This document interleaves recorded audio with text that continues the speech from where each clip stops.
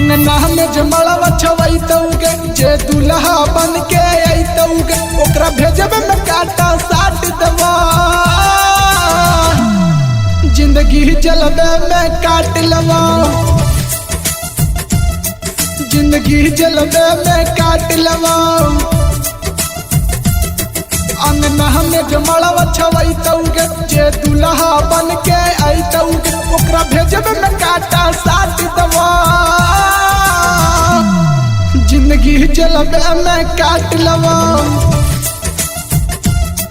जिंदगी जलबे में काट लवा। ऐसे मत बोल।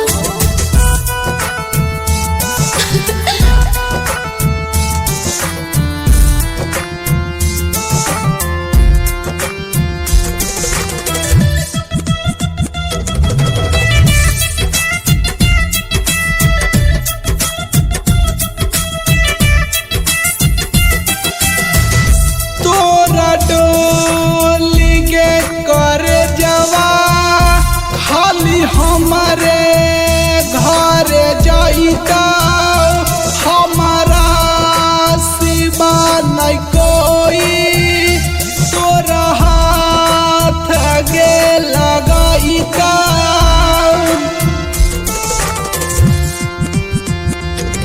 भाईबो के तू समझा दी है हमरा बारे में बता दी नहीं मानत तो करो छाट दवा जिंदगी जलबे में काट लवा जिंदगी जलबे में काट लवा।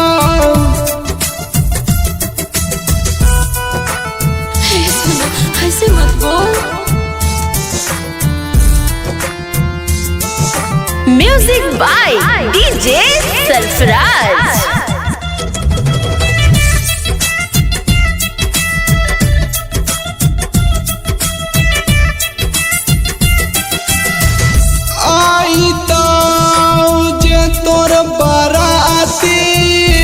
लाल धरती हो जाइता नाचे के जगह सभे छौड़ी माता माँ मनाइता